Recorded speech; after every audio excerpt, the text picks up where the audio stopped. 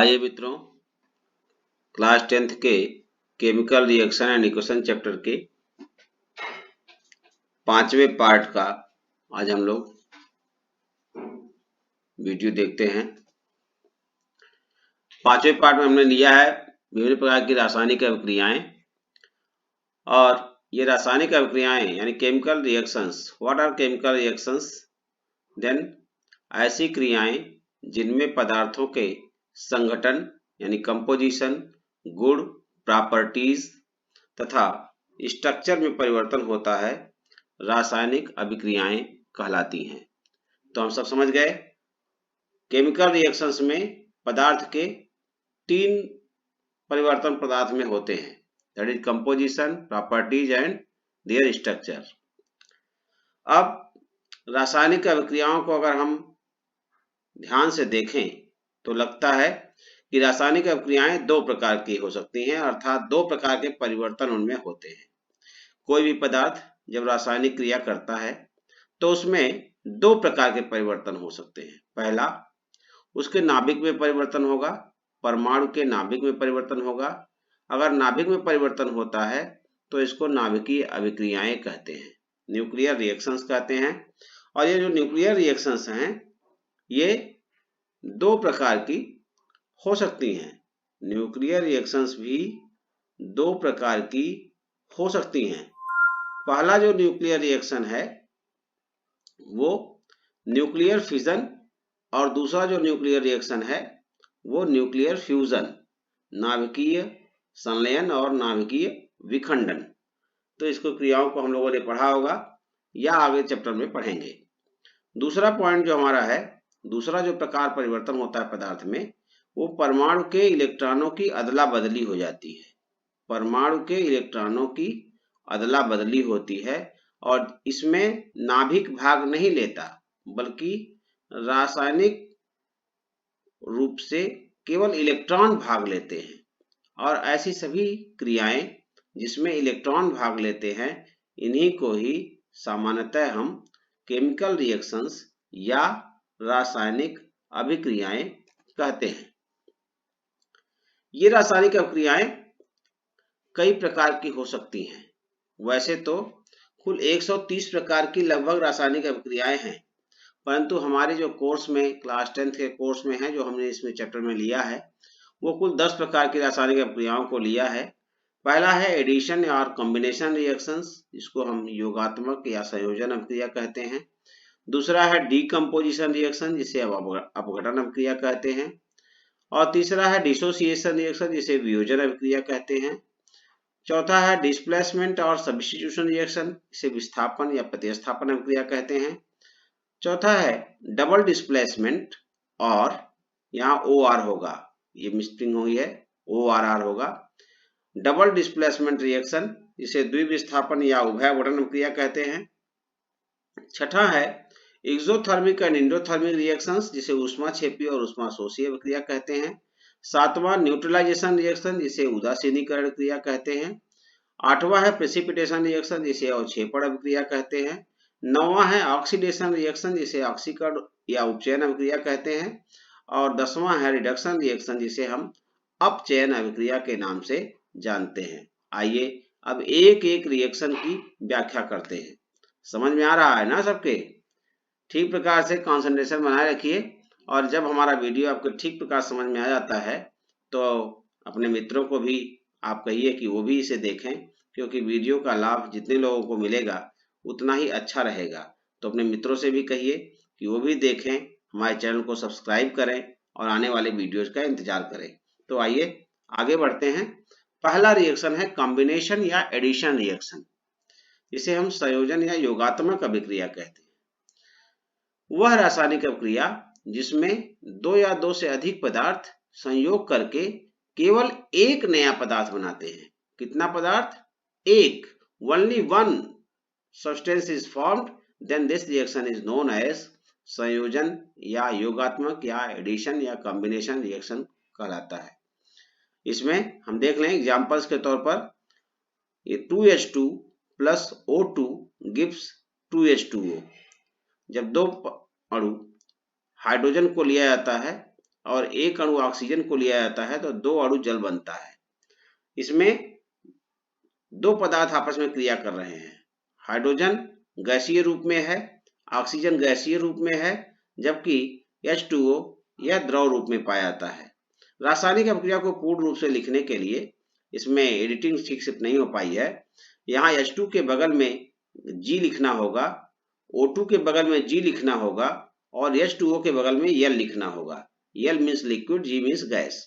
इसी प्रकार से जब कैल्शियम ऑक्साइड यानी कली चूना को हम पानी में डाल देते हैं, अब कली चूना ये सॉलिड है, इसके बगल में S लिखना है, H2O के बगल में L लिखना है, लिक्विड है। जब इस कैल्शियम ऑक्साइड यानी कली चूना को जल में प्रवाहित करते हैं तो जल में डाल देते हैं तो कैल्शियम हाइड्रोक्साइड बनता है, जिसे हम बुझा चूना कहते हैं। और इस बुझे चूने का उपयोग सफेदी के लिए दीवारों पर किया जाता है। इसमें बहुत अधिक मात्रा में ऊष्मा भी निकलती है, इसलिए इसको ऊष्माक्षेपी अभिक्रिया भी कहेंगे। दूसरा हमारा डीकम्पोजिशन रिएक्शन, जिसे हम अपघटन अभिक्रिया कहते हैं, वह रासायनिक अभिक्रिया जिसमें किसी पदार्थ के अणु 2 या 2 से अधिक सरल अणुओं में विभाजित हो जाते हैं, अपघटन अभिक्रिया कहलाती है। अब ये कैसे विभाजित हो जाते हैं? तो इसके 3 प्रोसेस हो सकते हैं। इन प्रोसेस के आधार पर इनके नामकरण है। अपघटन अभिक्रिया 3 प्रकार से हो सकती है।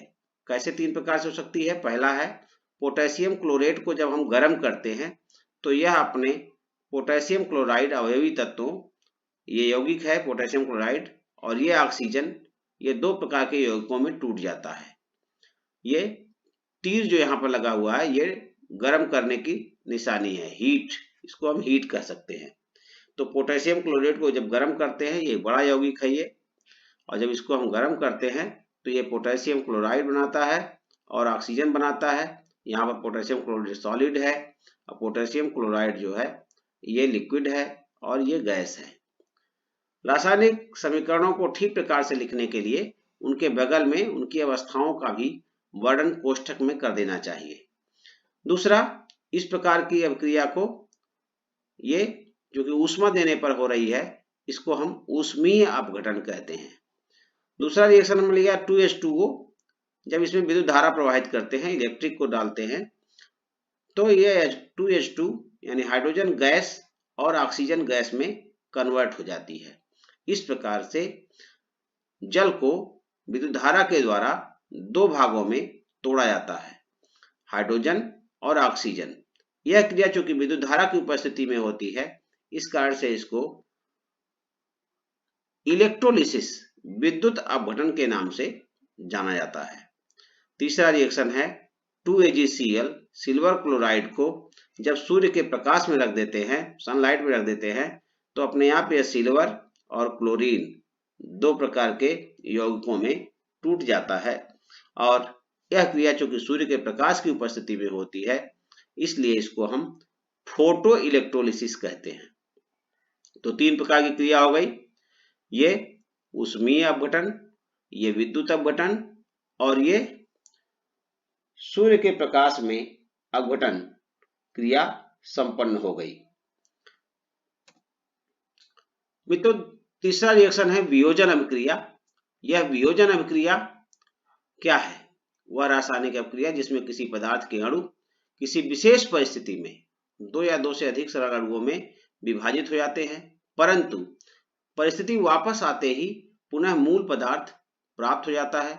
तो ऐसी रासायनिक अभिक्रियाओं को वियोजन अभिक्रिया हम कहते हैं, डिसोसिएशन रिएक्शन कहते हैं।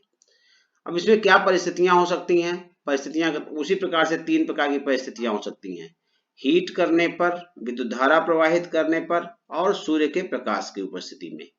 ये तीनों क्रियाएं ही होती हैं।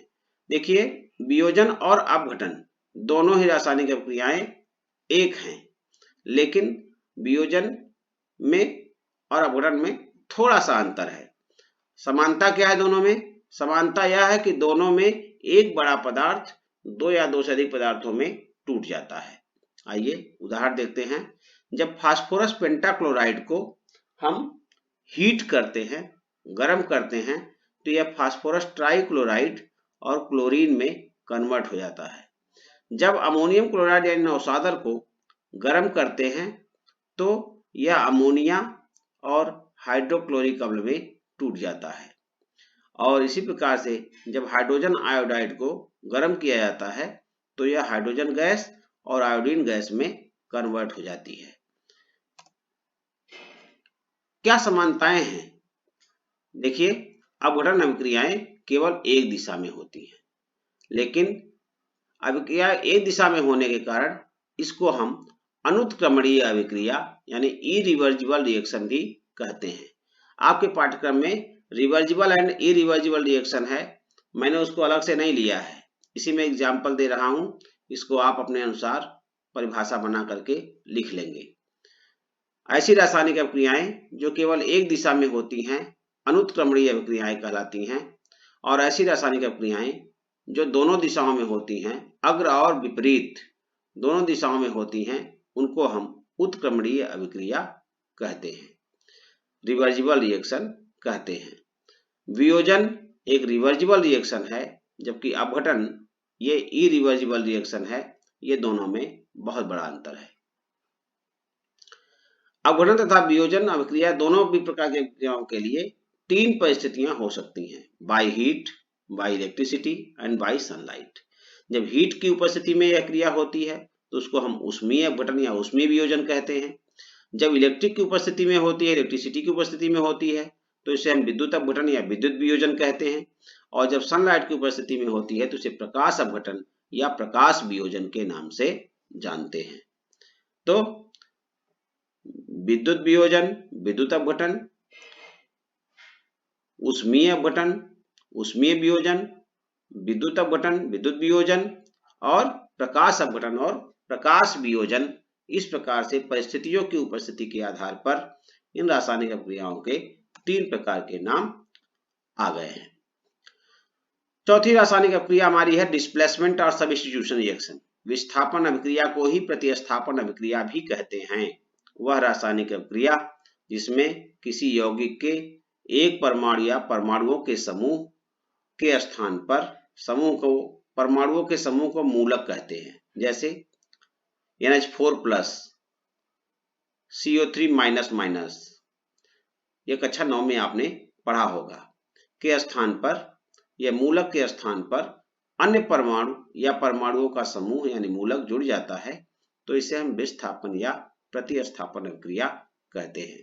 वह रासायनिक अभिक्रिया जिसमें किसी यौगिक के एक परमाणु या परमाणुओं के समूह के स्थान पर अन्य परमाणु या परमाणुओं का समूह जुड़ जाता है, उसे विस्थापन या प्रतिस्थापन अभिक्रिया कहते हैं। अर्थात एक जोड़े में से, अभी कॉपर सल्फेट का जोड़ा है, जब फेरस यानी आयरन को कॉपर सल्फेट के विलयन में डाला जाता है, ये सॉलिड है, यहाँ बगल में कोष्ठक में S लिखना है, कॉपर सल्फेट है, ये बगल में इसको लिक्विड लिखना है, ये एक्वस सोल्यूशन है, AQU लिखेंगे इसको, या AQ लिख के डॉट लिख देंगे, और ये फेरस सल्फेट बन जाता है, ये भी एक्वस है यानी जलीय विलयन है ये, और ये कॉपर है हमारा, ये सॉलिड हो जाता है। यानी जब हम कॉपर सल्फेट के विलयन में आयरन को डाल देते हैं, लोहे को डालते हैं, तो यह आयरन सल्फेट और कॉपर में बदल जाता है। यानी आयरन कॉपर को हटाकर उसका स्थान ग्रहण कर लेता है। क्योंकि एक तत्व दूसरे तत्व को हटाकर उसका स्थान ग्रहण कर लेता है, अतः इस रासायनिक अभिक्रिया को विस्थापन या प्रतिस्थापन के नाम से जानते हैं। मित्रों, प्रतिस्थापन अभिक्रिया धातुओं की सक्रियता श्रेणी पर आधारित होती है, और धातुओं की सक्रियता श्रेणी हम अगले चैप्टर में, धातु अधातु चैप्टर में आपके शेयर करेंगे। दूसरा हमारा है 5वां नंबर का द्विविस्थापन या उभय अपघटन अभिक्रिया। वह रासायनिक अभिक्रिया जिसमें किसी यौगिक के दो आयनों, अभी हम पीछे पढ़ रहे थे, केवल एक पदार्थ यानी आयरन ने कॉपर को हटाकर उसका स्थान ग्रहण कर लिया। अब हम यहाँ जब बात करेंगे तो यहाँ देखेंगे कि जितने भी दोनों अवयव हैं, दोनों अवयव एक दूसरे को विस्थापित कर देंगे। तो जब दोनों अवयवों का आपस में आदान प्रदान हो जाता है, एक्सचेंज हो जाता है, विनिमय हो जाता है, तब इसको हम द्विविस्थापन या उभय अपघटन अभिक्रिया कहते हैं। सिल्वर नाइट्रेट जब सोडियम क्लोराइड से क्रिया करता है तो सिल्वर क्लोराइड और सोडियम नाइट्रेट बन जाता है। ये सिल्वर नाइट्रेट एक्वस सोल्यूशन है, एक्वस AQ। अगर किसी पदार्थ को जल में घोल देते हैं तो उसको हम एक्वस सोल्यूशन कहते हैं। AQ लिखेंगे बगल में यहाँ, और NaCl को बगल में भी यहाँ AQ लिखेंगे। ये दोनों एक्वस हैं, जलीय विलयन है।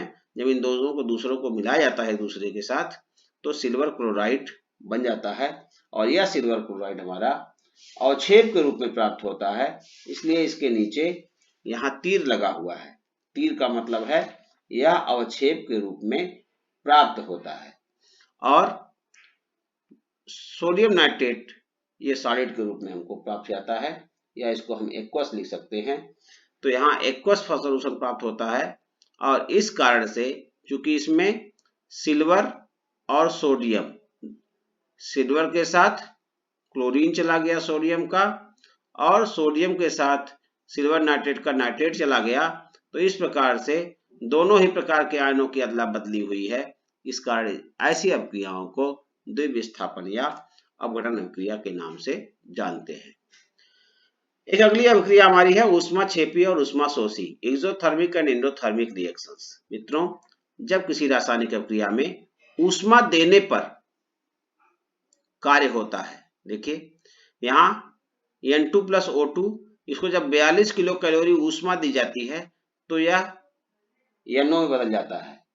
N2+O2 जब इसको 42 किलो कैलोरी ऊष्मा मिलती है तब यह बदलता है, इसमें NO में बदल जाता है। और इसी प्रकार से जब कार्बन को ऑक्सीजन के साथ क्रिया कराया जाता है, ये कार्बन देख रहे हैं आप यहाँ पर, कार्बन ऑक्सीजन के साथ क्रिया करता है और कार्बन डाइऑक्साइड बनता है। यह क्रिया वायुमंडल में हो जाती है।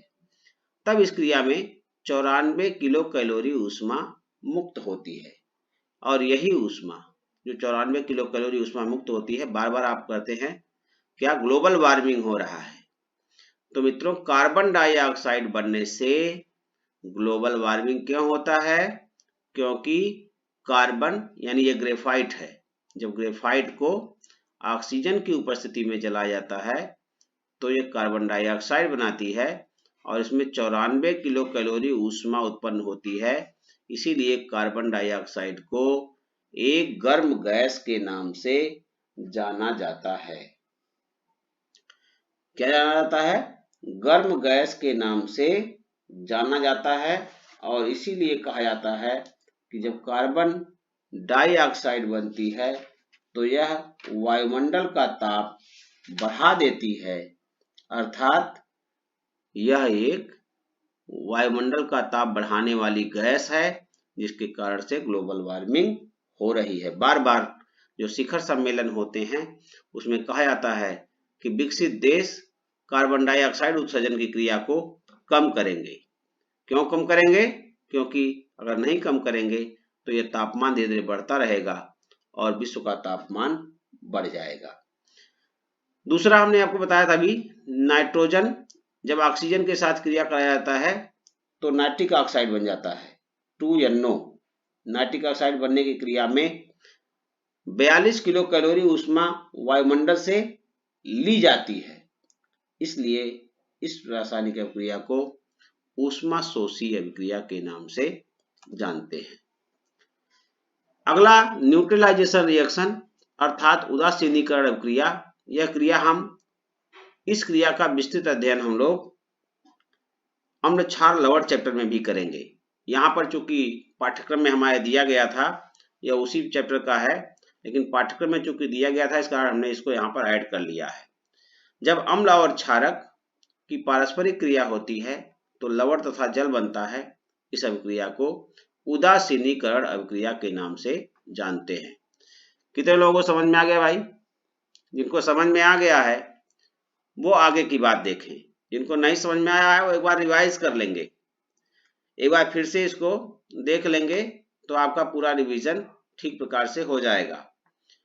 तो ऐसी रासायनिक अभिक्रिया को उदासीनीकरण क्रिया क्यों कहते हैं? क्योंकि इसमें अम्ल और क्षार, अम्ल भी प्रबल संक्षारक होते हैं, क्षार भी प्रबल संचारक होते हैं।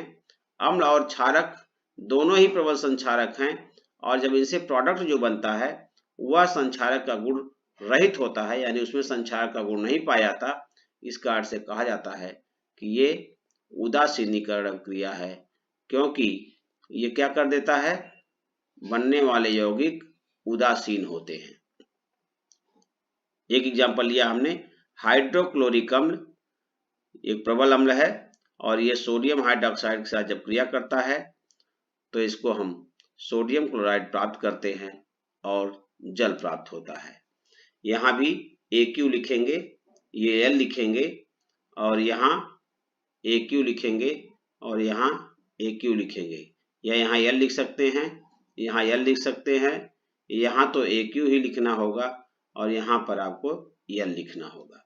इस प्रकार से न्यूट्रलाइजेशन रिएक्शन हमारा वह रासायनिक अभिक्रिया है जिसमें अम्ल और क्षारक दोनों उदासीन हो जाते हैं। अवक्षेपण अभिक्रिया, प्रेसिपिटेशन रिएक्शन, यूपी बोर्ड के और CBSE के पाठ्यक्रम में दोनों दिया गया है। वह रासायनिक अभिक्रिया, अभी हम अपघटन अभिक्रिया की बात कर रहे थे। अपघटन में मैंने आपको बताया था कि कैसे अवक्षेप बनते हैं, जिसमें द्विविस्थापन अभिक्रिया की बात कर रहे थे।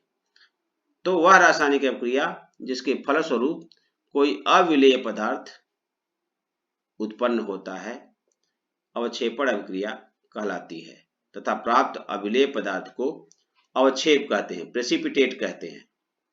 उदाहरण लिया barium chloride plus sodium sulphate, barium chloride plus sodium sulphate gives barium sulphate plus sodium chloride. देख रहे हैं आप, इसमें बेरियम क्लोराइड जो है वह जलीय फॉर्म में है, सोडियम सल्फेट भी जलीय है, यहाँ बीच में एक्वस लिखना है। ये बेरियम सल्फेट जो होगा ये सॉलिड होगा, यहाँ S लिखेंगे और NaCl को एक्वस लिखेंगे। मित्रों, यह बेरियम सल्फेट जब बनता है तो परख नली में नीचे की ओर सफेद रंग का पदार्थ इकट्ठा हो जाता है, इस कारण से इसको हम अवक्षेप कहते हैं।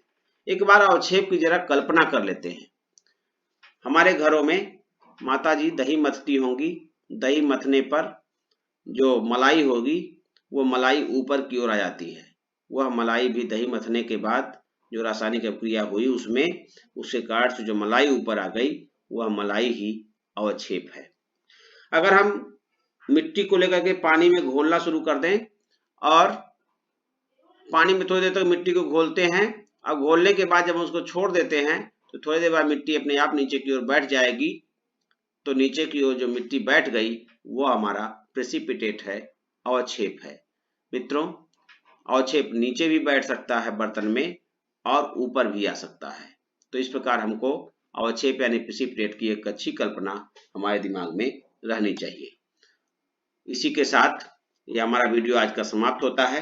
अगर आपको अच्छा लग रहा है तो आप स्वयं भी इसको ध्यान से देखें, पढ़ें और अपने मित्रों को भी बताएं, जिससे कि उनको भी इस वीडियो का लाभ मिल सके, और अगर उनको भी लाभ मिलता रहेगा तो आपको वो धन्यवाद देंगे।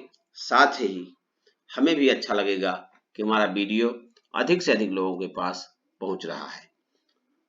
बहुत बहुत धन्यवाद। वीडियो देखने के लिए आप सभी को बहुत बहुत धन्यवाद।